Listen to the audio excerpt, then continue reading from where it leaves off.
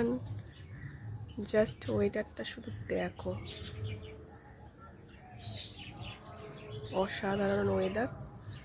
আর আজ হলো রথযাত্রা।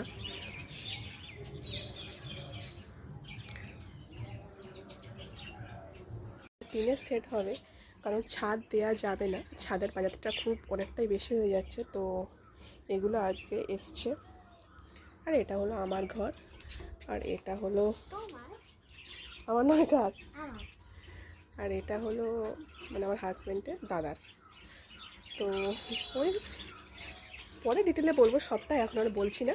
তো ছাদ থেকে নেবে একটু মনে হলো চা খাই, কারণ বৃষ্টির ওয়েদারে একটু গরম গরম চা ভালোই লাগে, কি বলো বন্ধুরা?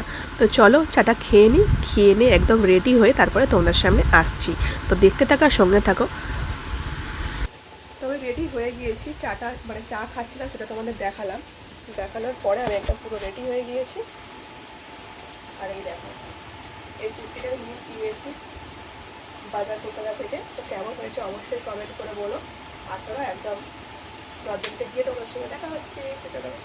তো চলে এসছে আমাদের রথের মেলায়, আর এসেই প্রথমে ঠাকুরের জন্য মানে জগন্নাথ দেবের জন্য মালা কিনে নিচ্ছি। আর এই রজনীগন্ধার মালাগুলো 30 টাকা করে বলছিল, 3টে মালা 30 টাকা, ভাবতে পারছো? তো যাই হোক, অনেক কষ্টে রাজি হয়ে হয়তো 20 টাকা নিয়েছে, আমি ঠিক জানি না, টাকাটা আমি তো দেখিনি। আর এই হলো আমাদের রথ, 100 বছর পূর্ণ হলো। কেমন লাগছে বন্ধুরা অবশ্যই কমেন্ট করে বলো। তো চলো ভিতরে যাওয়া যাক। আর এত ভিড় হয়েছিল মানে ভাবতে পারবে না। আস্তে আস্তে দেখাচ্ছি ভিড়টা যে কী পরিমাণে ছিল, সেটা পরে অবশ্যই দেখাবো, তার জন্য তো ওয়েট করতে হবে। আর এই অনেক কষ্টে আমরা অনেক সমুদ্র পের হয়ে জগন্নাথ দেবের কাছে চলে এসেছি। আমার মেয়ে মালা 3টে দিয়ে দিচ্ছে, দেওয়ার পরে আমরা রথের দড়ি ধরে একটু টানবো, কারণ যেহেতু রথ দেখতে এসেছি আর জগন্নাথ দেবের রথযাত্রার দড়ি টানা মানে ভাগ্যের ব্যাপার, সবারই সেই ভাগ্যটা হয়। ভগবান সেই হিসাবেই সবাইকে সেই ভাগ্যটা দিয়ে রেখেছে যে সবাই যেন ভগবানের রথের দড়িটা টানতে পারে। তো আমরা টানলাম, ভগবানকে মালা দিলাম, ভগবানকে প্রণাম করলাম, আর সবার জন্য বললাম যে সবাইকে ভালো রেখো জগন্নাথ দেব, আর নিজেও ভালো থেকো। তো আমরা এই দেখো দড়ি টানছি, আর আমি না একটু পড়েও গিয়েছিলাম, সেটা তো আর দেখাতে পারিনি, কারণ একজন না দড়ির মিডিলে দাঁড়িয়ে পড়েছিল। এবার দড়িটা যখন টান দিচ্ছে তখন সে আমার ঘাড়ের উপরে রীতিমতো পড়ে গেল, কিন্তু কি করব, কিছু তো বলা যাবে না। তো যাই হোক, পা একটু কাদা হয়ে গিয়েছিল, পরে সেটা পরিষ্কার করে নিয়েছিলাম। তো রথের দড়ি আমাদের টানা হয়ে গেল। আর এই দেখো কত সুন্দর ভিড় হয়েছে, কত সুন্দরই বলা চলে, কারণ ভগবানকে যদি না কেউ দেখতে আসে সেটা কি ভালো লাগে? কিন্তু ভিড়টা আমাদের ভালোই লাগে, কারণ আমরা হলাম বাঙালি, কি বলো বস? আর এই যে জায়গাটা তোমরা দেখছো, এটা হলো এদের রথ। এরা এখানেই জগন্নাথ দেবকে রাখে আর এখানেই পুজো আর্চা করে। সেটা তো আমরা দেখতে পাই না, কারণ যেহেতু ওদের বাড়ির ভিতরে রথ। আর এই রথের দিনেই ওরা শুধু এই জায়গাটা খোলা রাখে। আর এই যে সুন্দর জায়গাটা, এখানে সব সেলফি তুলছে, ভিডিও করছে। আমিও একটু সেলফি তুলতে পারিনি, কিন্তু ভিডিওটা তোমাদের জন্য আমি করে এনেছি। দেখো সবাই নানা রকম পোজ দিয়ে কত সুন্দর ভিডিও করছে, সেলফি তুলছে। আর আমার মেয়েকে দেখাতে নিয়ে গেছে হাজব্যান্ড ওখানে কোথায় রান্না হয়। আর এই দেখো ঘাম মুছতে মুছতে আমার মেকআপের একদম কি 12, 13, 14 সব বেড়ে গিয়েছে। তো যাই হোক, কিছু করার নেই, গরমে এসছে আর ঘাম মুছবে না সেটা কি হয়? কিন্তু একটা মেয়েকে দেখি গো, কী সুন্দর চুল, দেখো খোলা আছে, কিন্তু একটু বলতে ঘাম হয় না। কিন্তু আমার যে কেন ঘাম হয় আমি নিজেই বুঝি না। হয়তো ভগবান আমাকে একটু বেশিই ঘাম দিয়ে রেখেছে, মানে কি বলবো। যাই হোক, একটু হট টেম্পার তো, সেজন্যই হয়তো বেশি ঘাম, মানে একটুতেই আমি রেগে যাই। আর এই দেখো চারিদিকে ভিড়টা দেখো, একটুখানি দাঁড়িয়েছিলাম, দাঁড়িয়ে একটু সেলফি তুললাম। আর কিছু খাইনি, কারণ রাতে একদম খাবো। আর এই ঘাম মুছতে মুছতে আমার কি বলবো, বেহাল অবস্থা হয়ে যাচ্ছে। যখনই তোমাদের দেখাচ্ছি তখনই দেখো আমি ঘাম মুছছি। আর এই দেখো আমার মেয়ে দেখছে আর ভাবছে যে কি খাওয়া যায়, মানে কি খাবো। তো সত্যি কথা বলতেও কিছুই খাইনি, কারণ ভিড় ঠেলে ঠেলে আস্তে আস্তেই আমাদের কি বলবো অবস্থা হয়ে গিয়েছিল খারাপ। আর অবস্থা খারাপ হওয়ারই তো কথা, তোমরা জাস্ট দেখো ভিড়টা, মানে এক তো ছোট্ট রাস্তা, আর এটা হলো স্টেশন রোডের ওপরে, আমাদের যেখানে স্টেশন আছে তার ওপরে এই রাস্তাটা। তো ট্রেনের প্যাসেঞ্জার আসছে, তার উপরে রথ দেখতে এসছে যারা, তারাও আছে, তার সঙ্গে এই ওয়ালাগুলো মানে এত পেঁয়াজি, মানে কিছুটা খারাপ কথাই বলছি, ওরা আজ এই দিকটা দিয়েই যাবে, এই দিক দিয়ে ছাড়া ওদের আর কোনো রাস্তা নেই। মানে এই দিক দিয়ে ওদের কী সুখ ওদের অর্জন হচ্ছে এই দাঁড়িয়ে দাঁড়িয়ে জ্যামে, আমি নিজেই বুঝতে পারিনি কিছুক্ষণ। তো কিছুটা আমি বাজে কথা ওদের বলেই দিচ্ছি, আর বলাটা স্বাভাবিক, কী বলো বন্ধুরা? রাস্তা তো অনেক আছে, আমাদের এখানে রাস্তা অলিগলি অনেক আছে, কিন্তু দেখো সবাই বাইক বোঝাই করে নিয়ে এদিক দিয়ে যাচ্ছে। আর সবথেকে বড় দোষ কী বলো তো? পুলিশদের। ওরা তো আজকে অ্যালাউ নাও করতে পারতো, কিন্তু ওরা অ্যালাউ করবেই। চারিদিকে কী সুন্দর দেখো খেলনা ফেলা বসেছে। এই যে খেলনাটা, এরা আমরা আগে রথে গেলেই কিনতাম, কিন্তু এখনকার বাচ্চারা এইসব আর কিনতে চায় না। ওরা আইসক্রিম খাবে, অন্য কিছু কিনবে, কিন্তু এইসব আর কেনে না। তো যাই হোক, আমার মেয়ে অনেক কষ্টে রাজি হয়েছিল একটা জিনিস কেনবার জন্য। তো চলো সেটা তোমাদের দেখাচ্ছি। আর এই দেখো ভিড়টা আমরা রীতিমতো পার করে এসছি। ও কী যে শান্তি, তোমাদের কি বলবো। মানে দুর্গা পুজোর যেরকম ভিড় হয় না, লোককে সব ঠেলে ঠেলে ঠেলে সব বের করে দিচ্ছে। মানে তোমাকে কিছু করার দরকার নেই, তুমি শুধু ভিড়ে দাঁড়িয়ে পড়ো, ওরাই তোমাকে ঠেলে ঠেলে ঠিক জায়গায় পৌঁছে দেবে। তো সেটাই হচ্ছিলো এই রথের মেলায়। আর অবস্থা পুরো কি বলবো, খারাপ, নাজেহাল যাকে বলে। তো যাই হোক, জিলাপি তো রথের মেলায় খেতেই হবে, কি বলো বন্ধুরা? আর এই দেখো আমার মেয়ের অবস্থা, ঘামে পুরো একদম মুখের কি অবস্থা হয়েছে। তো যাই হোক, জিলাপি ভাজাটা দেখা যাক, চলো। কি সুন্দর জিলাপিগুলো ভাজছে দেখো। আমি কোনোদিন জিলাপি ভাজা এরকম সামনে থেকে এতটা দেখার টাইম পাইনি, আর ভিডিও করার তো নাই, কিন্তু ভাবলাম একটু ভিডিও করি, খুব সুন্দর লাগে দেখতে। এই দেখো কি সুন্দর। এটা যদি আমাকে বলো, আমি এর কি বলবো, কিছুই পারবো না। তো তোমরা কারা পারো সেটাও আমাকে অবশ্যই কমেন্ট করে বলো। আর দেখো জিলাপির ভাজার ডান হয়ে গিয়েছে। আর এই জিলাপি যে ভাইটা আছে, এ আমাদের ওই পাড়াতেই বসে। তো একে খুঁজে খুঁজে আমরা ঠিক পেয়ে গিয়েছিলাম, সেটা এর থেকেই জিলাপিটা নিচ্ছি। আর প্রত্যেকটা জিলাপির দোকানে যা ভিড় হয়েছে বন্ধুরা, তোমাদের কি বলবো।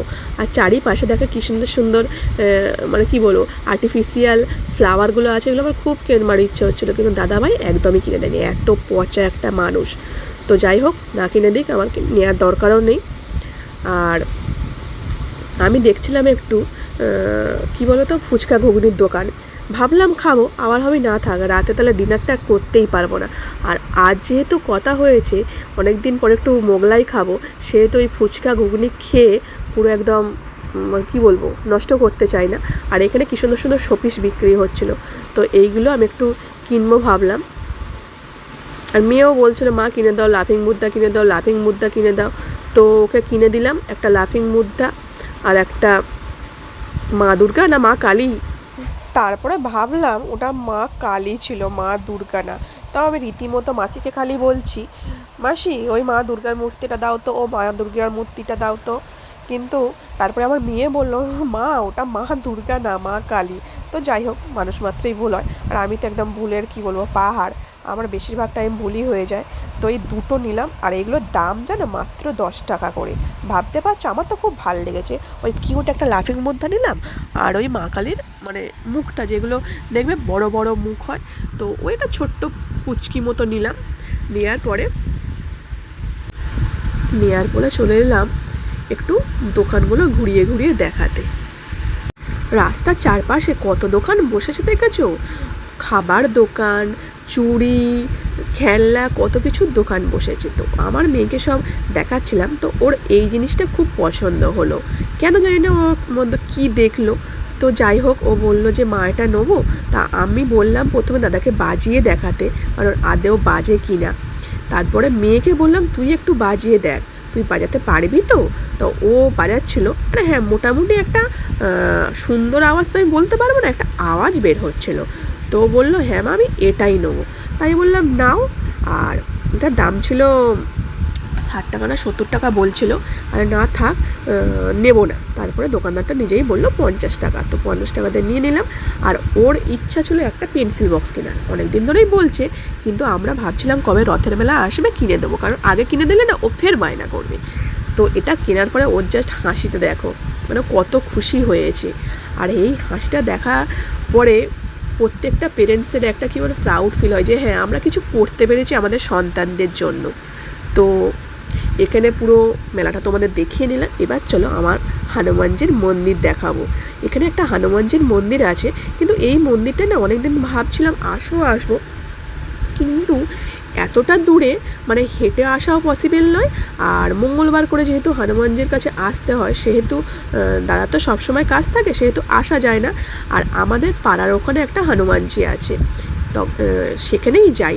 তোমরা যারা আমার ব্লগ দেখো তারা অবশ্যই দেখেছো যে ওই হনুমানজিকে। আর এই হনুমানজিটা আমার খুব ভালো লেগেছে, কিন্তু কোনো দিন আসা হয়নি বন্ধুরা। তো যাই হোক, হনুমানজি তো দেখা হয়ে গেল। দেখার পরে এবার একটু খিদে পাচ্ছে, কারণ মেলায় আমরা কিচ্ছু খাইনি, কিচ্ছু না, কারণ রাতে একদম ডিনার করবো বলে আমরা কোনো কিছুই খাইনি। কারণ একটু ফুচকা ঘুগনি খেলে না রাতে ডিনার করার আর ইচ্ছেটাই থাকে না। আর যেহেতু আজ একটু মোগলাই খাবো, সেহেতু অন্য কিছু খেলে একদম বেকার হয়ে যাবে। তো চলো তাড়াতাড়ি ঝটাপট নিয়ে বাড়ির দিকে চলে যাই। আর চলেও এসছি বাড়ি, একদম চেঞ্জ হয়ে ফ্রেশ হয়ে তারপরে তোমাদের সামনে এলাম। আর এই দেখো, মেয়ে এসেই সব খোলাখুলি করছে, দেখছে। আর এবার খাওয়াটা এনজয় করা যাক। এই দেখো, এটা হলো তোমার রোল, এটা চিকেন রোল আর এগ চিকেন রোল, আর তার সঙ্গে এগ চিকেন মোগলাই। আর চিকেন রোলটা যথেষ্টই বড়ো ছিল, আর মোগলাইগুলোও যথেষ্ট বড়ো। আমি তো অল্প একটু খেয়ে আর খেতে পারিনি, মানে এত কষ্ট হচ্ছিল। অ্যাকচুয়াল খাওয়া অভ্যাস নেই তো অতটা, আগে খেতাম খুব, কিন্তু যখন থেকে ডায়েট করা শুরু করেছি তখন থেকে অল্প অল্প খাই বলে না আর বেশি খাওয়ার ইচ্ছাটা আর হয় না। তো আমার মেয়ে আর হাজব্যান্ড অনেক কষ্টে ওরা দুজনে খেয়েছে, মানে কি খেতে বাধ্য, যেহেতু অত টাকা দিয়ে আনা হয়েছে সেহেতু খেতে তো বাধ্যই। আর আলুর দমটা এখানে খুব সুন্দর করেছে। কার ওখানে আলুর দম সুন্দর করে সেটাও আমাকে অবশ্যই জানিও, কারণ সব জায়গায় না আলুর দম একদমই সুন্দর করে না। আর এই দেখো, জাস্ট মোগলাইটা দেখো, মানে অপূর্ব। আমি তো ভাবলাম এটাই হয়তো দুটো, কারণ দেখো দুটো ভাগ করা আছে, তারপরে দেখি না একটা আছে। আমার তো গেল মাথাটা, মানে কি বলবো, গরম হয়ে, যে এত কী করে খাবো। তো যাই হোক, আমি বেশি খেতে পারিনি, ওরা খেয়েছে। আর আমার এই পুরো ব্লগটা তোমাদের কেমন লাগলো সেটা অবশ্যই কমেন্ট করে বলো। আর ভালো লাগলে প্লিজ একটা লাইক করে দিও, শেয়ার করে দিও, সাবস্ক্রাইব করতে বলো না। আর প্লিজ একটু সাপোর্ট করো, পাশে থাকো, যাতে আমি আরও ভালো ভালো নতুন নতুন ব্লগ তোমাদের জন্য আনতে পারি। কারণ তোমরা যদি না ভালোবাসো, তোমরা যদি না সাপোর্ট করো, তাহলে তো কি আমার ব্লগ করতে ভালো লাগে, কি বলো বন্ধুরা? তো যাই হোক, একটু টেস্ট করে দেখি। আর খেতে অসাধারণ ছিল। এখন ভয়েস দিচ্ছি, এখনও ইচ্ছা করছে খাবার, কিন্তু আর খাবো না। আর এই দেখো লাস্ট, আমি আর খেতে পারিনি, থামস আপ তো খেতেই হয়েছে। আর এই দেখো ওরা এখনও খাচ্ছে। তো চলো টাটা, সবাই ভালো থেকো, সুস্থ থেকো, দেখা হচ্ছে নতুন একটা ব্লগে।